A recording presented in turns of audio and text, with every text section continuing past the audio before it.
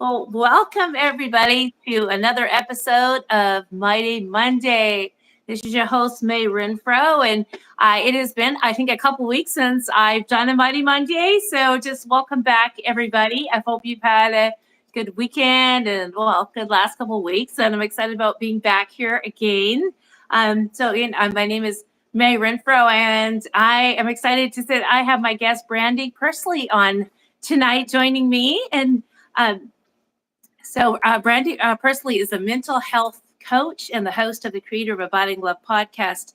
The mental health and trauma are two challenges that she had to endure in her life, and her experiences have made her who she is today because of God. Right? So, in your life, Brandy, so just a really big welcome tonight to this episode of Money Monday. Thank you for having me. It's such a pleasure. I'm so glad I get to speak on this platform and get to reach other whoever it needs to reach. So Yeah, God knows.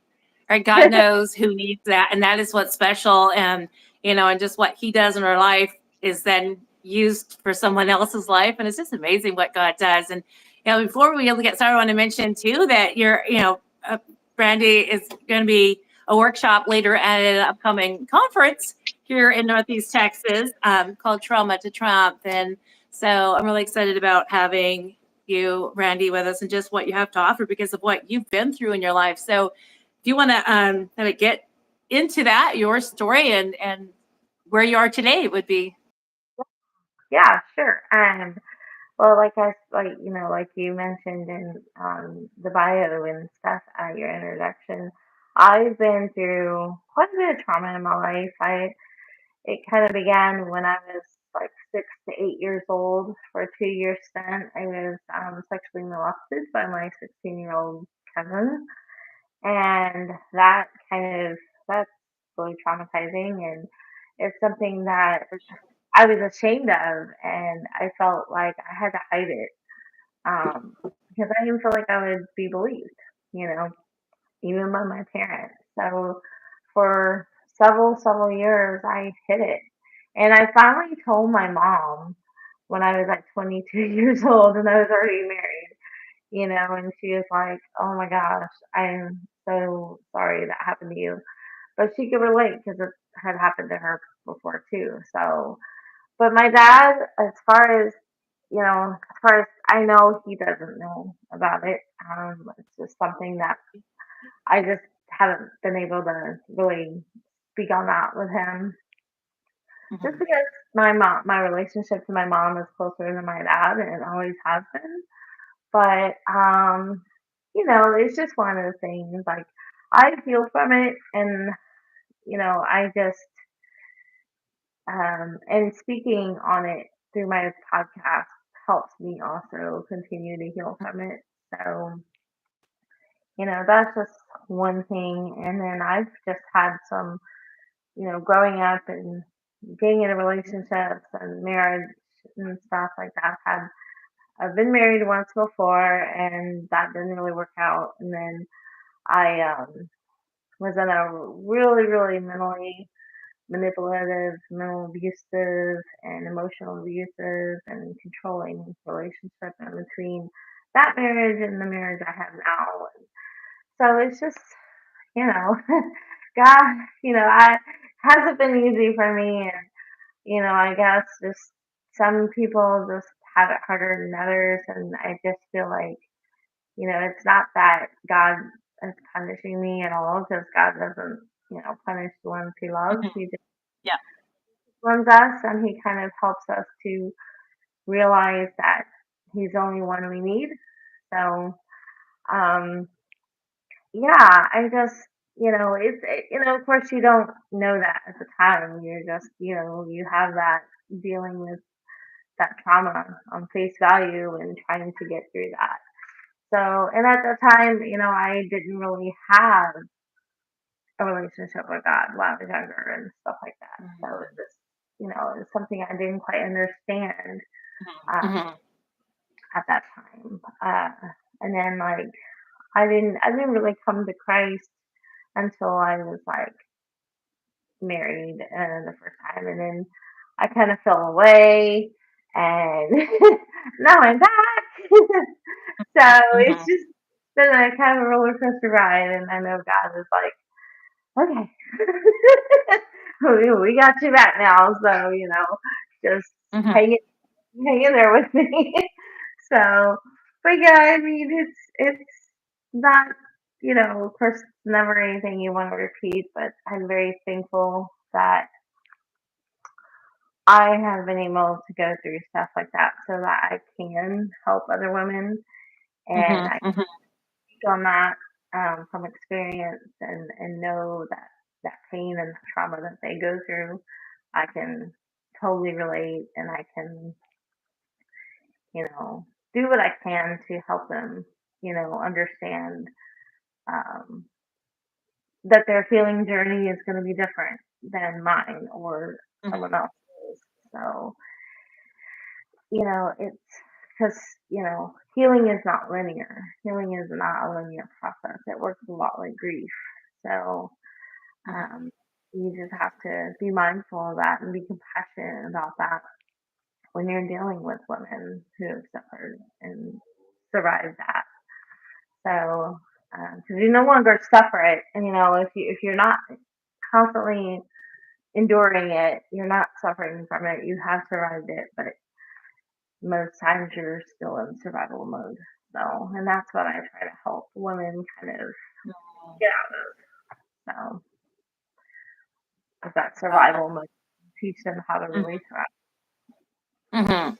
Okay, well, you're saying helping them get out of just surviving to thriving Mhm. in that, and as they move forward. Wow. Definitely. So, because I know what that's like. It's like, and I Yeah. still sometimes feel like I'm in survival mode.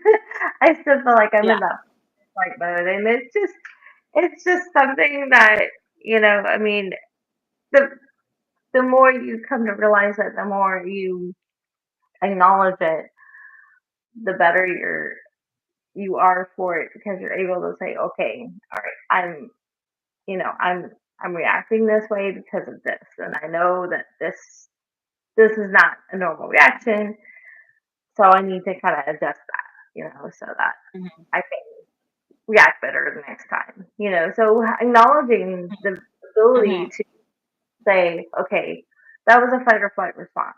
So yeah, so I think um, you don't you don't really fully get out of it until you know you're fully healed.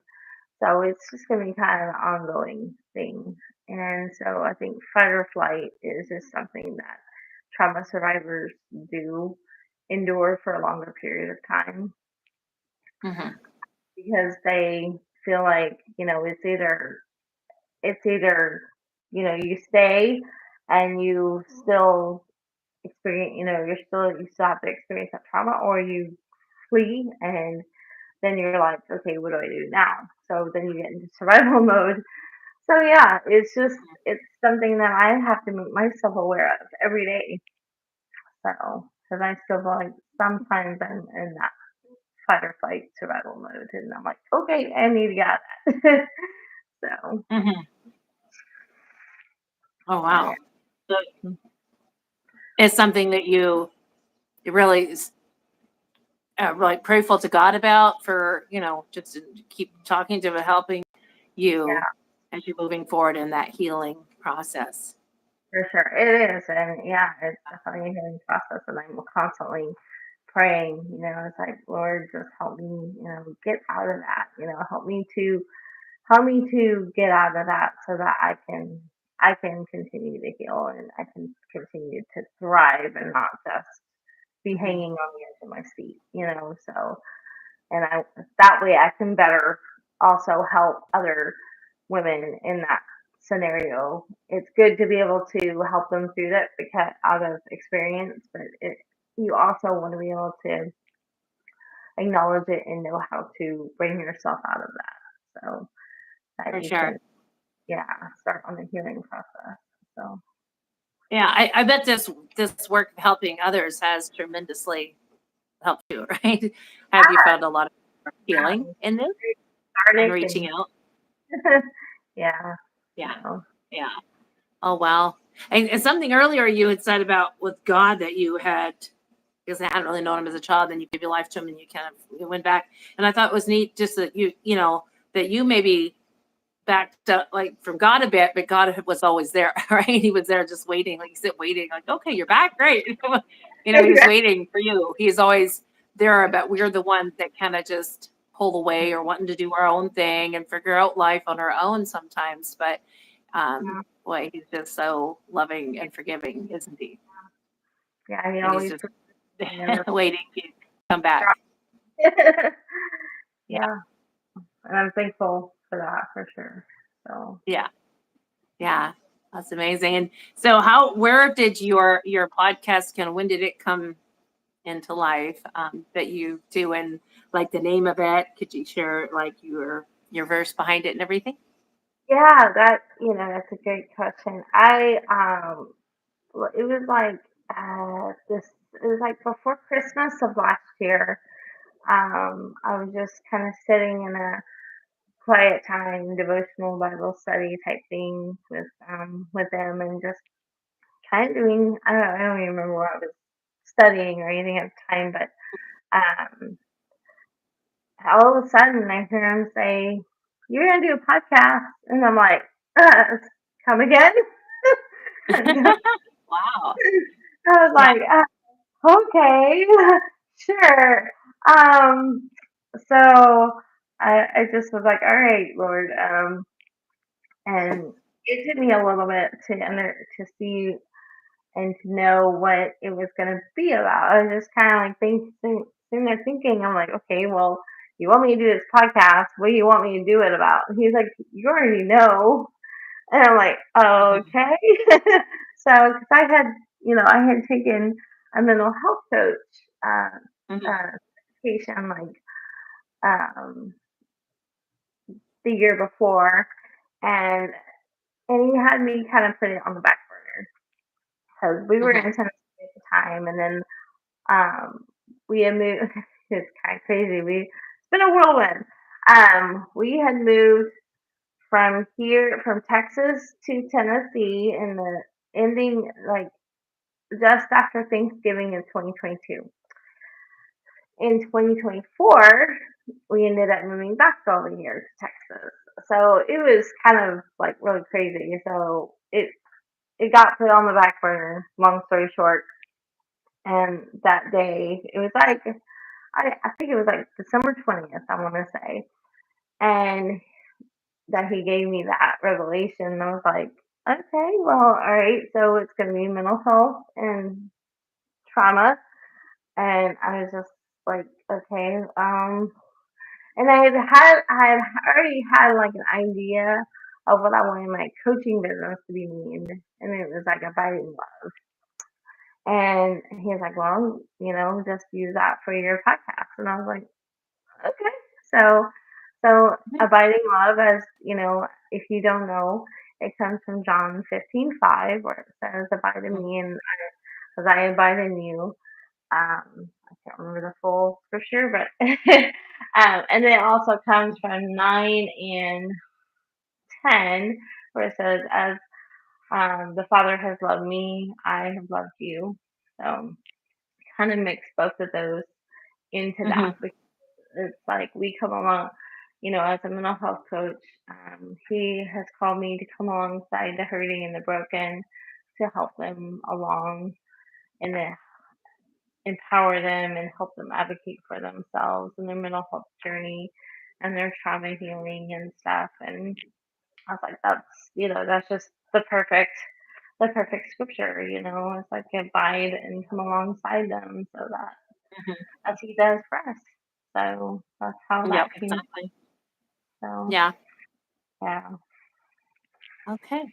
Yeah. So and then you're a mental health coach. So podcast is fairly new, but then you've been a mental Yeah. health coach for a while. Yeah, I mean, I got the certification. I haven't really like launched that service yet because I've just been kind of waiting and like how God wants me to do that because I'm like Mhm. I don't know how He wants me to launch that, but um one of our pastors at our church called me one day, I think a few months ago. I can't remember when exactly it was. He was like, "Well, I listened to your podcast," and I was like, "Okay, that's gonna be interesting." Yeah. And he was like, "Well," and he wanted me to tell him about what I wanted to do with that, and like how I wanted to grow that and all that. And I was like, "Well, my ideal goal is to possibly have a mental health program within the church Mhm. and Mhm. in the community, and get that going, and help people with with their issues within the church Mhm. to see how we can help them with that, because there are so many people hurting and broken within the church. They Mhm. wouldn't say it, but there are so many. And well, he had the same idea, and I was like, Mhm. okay, right, because he actually has just graduated this past May for mental health counseling, so he's Oh, okay. a licensed mental Yeah. health counselor now. Yeah. And so I was like, yeah, my goal is to be very people oriented and to be very compassionate and very, um, to put them first and to allow them to, um, and my goal is as a coach is to help like advocate for them and empower them to advocate for their mental health, because if I can only do so much as a coach. So if they Mhm. need something beyond my scope, then that's my job. It's like, okay, well, let's see if we can find you some professional help. So that's the other part of my job to do. So Mhm. he was like, this is great because, you know, um, we can uh, kind of use you as like a triage type thing where it's like you kind of help assess people's needs and then whether or not they need, further help. And I was like, yeah. And then we can also um, maybe do like trauma healing classes or workshops or something like that. And he's like, yeah, Mhm. perfect, that'd be great. And I was like, all right, we sound like we're on the same page, so this is working. So I was like, thank you, Lord, because I didn't know how I was gonna get this off the ground. Wow. so, Yeah. So it sounds so like doors are really opening in that direction. yeah, it's a Wow. huge, Big- huge thing. And so yeah, we're big- still getting in the works and stuff like that. We're trying Yeah. to meet and stuff because there's like a couple other ladies. One is a school social worker or counselor or something, and Mhm. the other girl, she's getting her BSN in psychology or something like that. So we have like a whole team that we're getting together, and so I'm really Wow. excited. So Yeah, yeah, that's good because there's a big need for it. You oh yeah, know, unfortunately, there really is, I and know. yeah, and they need a space to be able to talk to someone because if keeping it hidden, kind of like you said, you didn't dare right tell anyone for several years because this was started to happen when you were fairly young, right? And I was thinking, so looking back at that now, we can't undo the past, but would you wish like or recommend to like to really have?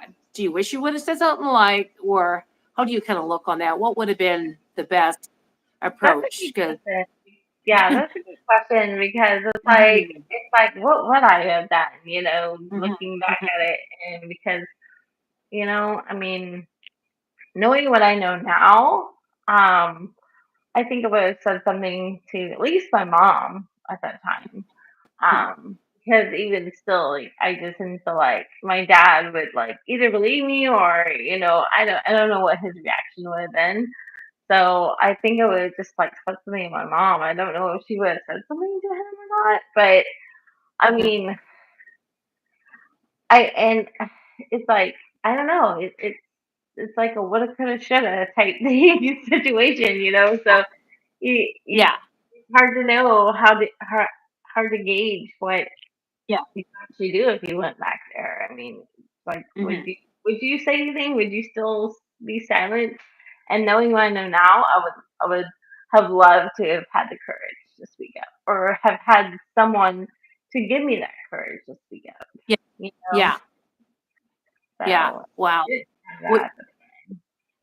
yeah, I was gonna say you can't live in the what if or what should, and I didn't want to bring, make it sound like at Oh, all in that, because you can't live in that, at all. It's just that, I mean, maybe to help support others, like what would be, um, and because it's a really hard place to be in, because as you don't want to expose, but and it's too bad that parents really. So I think with parents listening, if a child comes to you saying that so and so's done something, to push it off saying, "Oh, they would never do that. Oh, I don't believe you." Like I don't even understand how someone could do that. I would be like, "Well, I yeah, can't believe this, but I'm going to check it out." Like you saying yeah, that, like, "Oh my goodness, I'm going to approach this. We're going to right, get to the bottom of this, because this is not okay." Like, it's either yeah, not okay if you made it all up, but it's not okay if it's yeah, happening. I mean, right, I would definitely. So I don't know if this could be a help to anyone. Parents, like, don't put that up. Don't just have you get to the bottom of right, there's yeah, something. There's got to be yeah. some reason they brought that up. Maybe it's something they've watched. Maybe it's something for who knows. But You gonna don't get to the know. bottom of it somehow. Yeah, Like, try to, yeah, I mean, as a parent, you're allowed to investigate that because, mm, you're a parent. You want yeah, to protect it at all costs. yeah, So, yeah, it's your job to investigate that. So, and yeah, absolutely, I highly encourage any parent, if a child comes up to you, um, to and says something like that. I mean, it doesn't matter where they got it from or if it is actually happening to yeah, them. You yeah, know, don't automatically just discount what they're saying because there's something there. You yeah. know, There's a reason. Yeah, and that you're saying that. like, believe them. Don't just say not that couldn't happen. I was like, I no. You want to say, oh, okay. Can you elaborate on Mhm, what you've experienced or what you've mhm. seen or whatever. You don't ever want to overreact to it because they want Yeah, to be able to you to come yeah, to you. yeah, So yeah, it's like a fine line. It's like, do you want to do like a justified anger or which as a parent, yeah, you want to immediately feel that way. It's like, oh my god, I want to just you know do something to that person, but you have to hold back because you yeah, don't know the full situation. So, yeah, for sure. Yeah, so there's to be there's a wise way to handle it with discernment, mhm, and I guess approach this like in prayer. I mean, obviously, God, like, help us here, help us have yeah, wisdom, help us get to the bottom of this. This is not okay. This is not something that we know that you're okay with, and you hmm love, our child, and we, and all, or whatever, and just help us get to the bottom of it. So it's, for it's sure, for sure, yeah, yeah. absolutely. Well, is there any other thing, kind of message that you really have for women that has gone through that, kind of where anything that I don't know. So I'm not been Yeah, like you could really speak into that for them. yeah. I would just say, if you've gone, if you've experienced that, even as a child, and you're kind of still dealing with that as an adult because you felt you also felt the shame and the guilt and whatever else that person made you feel. I mean, just know that it wasn't about you. It was all about them. It had nothing to do with you. Hmm. And just like I mean, Bambi kind of mentioned that on my podcast because she's had the exact same thing happen to her when she was younger. I think she probably told you on that on her podcast on your thing when she met with you. But Yeah. she and I can relate on that. And she said when she said that, I was like, oh my gosh, she is absolutely right. It's not about me. It's not had nothing to do with me. Hmm. And I, that just that kind of wrecked me. I was like, yeah, it's not about me. And now he has no power over me. and don't give them that power because, you know, and I think with that, it allows them to have the courage to speak up on it more. And do so. Advocate for yourself. If you feel like, okay, now, you know, I'm an adult and now all this stuff is like kind of flashing back at me, I need to know how to deal with it. That's when, you know, I would say as a coach, you know, seek that help, you know, get that help because you need it for your mental health. So for your trauma healing, for your, you know, healing journey, whatever you need to have done, do it because you're going to be better off in the end. I did not do that. I did not have the fortitude or the understanding of going to someone for help with that because I didn't know where to turn. So I highly suggest going to someone who knows how to handle it and getting that help because that's the best thing you can do. I've kind of had to do it by trial and error and healing on my own. So yeah. Yeah. I can see how important that would be to really have the insight of someone else and just that help to help validate, you know, what is true and what is kind of not, and so you cannot, you know, don't carry things. Yeah, absolutely. That's not true, or blaming yourself or what that is not, that you don't have to. The burden, like you don't have to carry that help. Somebody that's been there. Exactly. Yeah, and so that is what you're doing now, right? For others now, you're coming alongside and helping them. Yeah, exactly. Wow. Yeah, I am being the person that I didn't have when I was growing up. You know, I'm being the person for them. So, and that is healing for me. So, being able to do that for someone else. So, absolutely. For sure. Sure. I kind of wanted to ask, was there another scripture or scriptures besides the one for your podcast that really helped you, that God just really spoke to you or held on to? Well, when I'm feeling, you know, when I'm kind of feeling down on myself and just, you know, feel hopeless and just feel like I'm, you know, like what am I even here for? You know, it's like, you know, Psalm 139 is a really good psalm that I kind of go back to. It's an amazing one, and also when I doubt my purpose in life, Jeremiah 29 is also a really good one. You know, that's where I know the plans I have for you. Yeah. Lord. Yeah. Yep. Those are my go-tos. And Isaiah 10 is a good one too. I love Isaiah 41:10. It says, "Do not be afraid, for I am the Lord. Do not fear, for I am your God. I will strengthen you. I will uphold you with my righteous right hand." And I was like, "Yep." I love that too. That is Isaiah 41:10, and those other ones you mentioned, especially Psalms 139. You know, just how much is saying that He sees us and He knows us, like so much on such a deep more than level. we realize. Yeah, and all of these things, He's like, before you eat your thoughts, before you could ever say a word, He already knows them, and He knows your down settings and your upright things, but down the things that, you know, and just everything about you that He knows and He understands. And wow, when we see that, then we really see His love for us. Right. It's like nothing surprises Him that we do, and that's so comforting. Yeah. And then we can see how well known we are and how loved we are. And then that reminds me, like in Ephesians 3:19, it says that His love that surpasses human understanding. And it says the depth and the height and the width of His love. And I'm like, wow, there's depth and width and height. I know. It's like love. so unfathomable. So many comfort. You're like, what? It's mind blowing. Yeah, more than we could ever understand or explain to somebody else.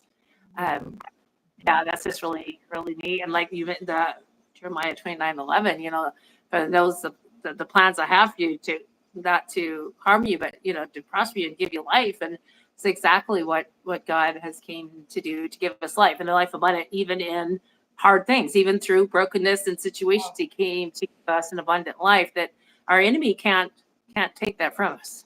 Right. The abundance of peace and the joy and just the reassurance that we're loved by God, and that can't be taken from us, no matter how much the enemy wants to.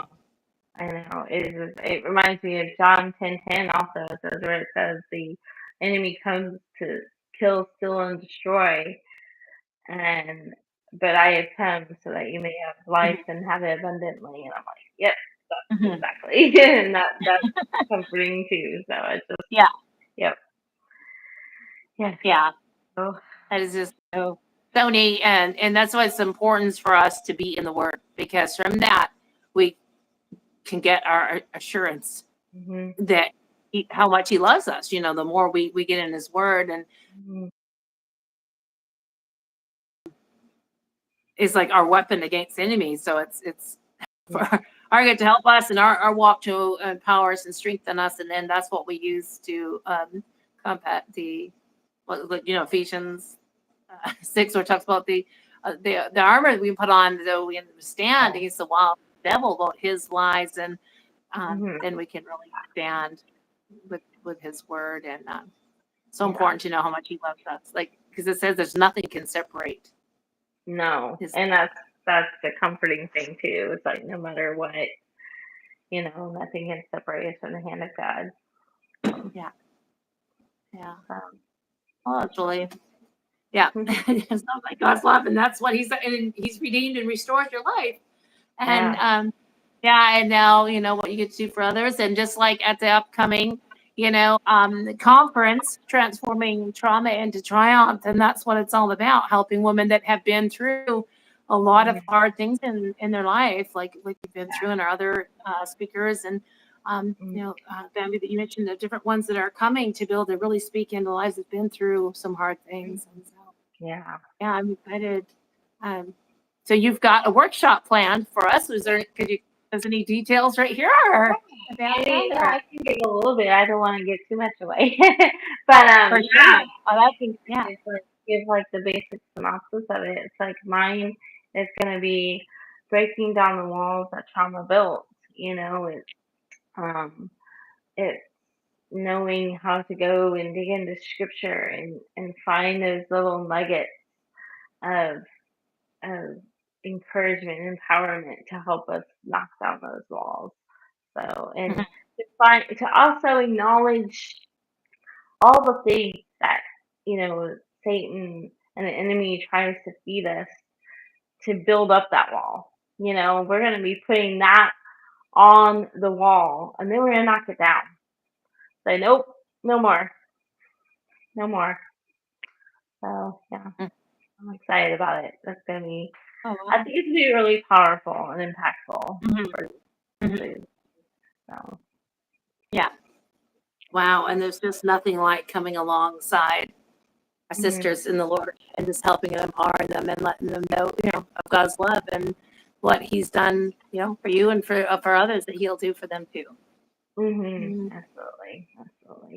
So I'm just excited. I really hope we get some more registrants. I know we got a third one now, right? That's awesome. Yes. So that's what we're needing some more of pretty quick. This is for the first week in October. Yeah, the 2nd to the 4th. So yeah, I'll put a link in this description here. After I'll put a link, so as we mentioned it, they can go to the website and see more information, how to register there. And and I'll put your bio and any links also in the description for anyone to find you, and if they need a coach. So yeah. I'm here. And find your podcast. They can find your podcast and follow your podcast. So, all right. Well, Brandy, it was really special. Nice to have you on tonight to be able to chat. And well, any last words you want to give, some closing words or anything to our listeners? I just, let's see. I just, want to encourage you to, to advocate for yourself and get the help that you need if you feel like you have unhealed trauma, if you feel like your mental health issues are are overwhelming you, please seek the help that you need, because it can, and seek the word as well. If you're not familiar with the word, that's what's going to help guide you in that. So, Yeah. You will know the truth. The truth will set you free. yeah, absolutely. Fine.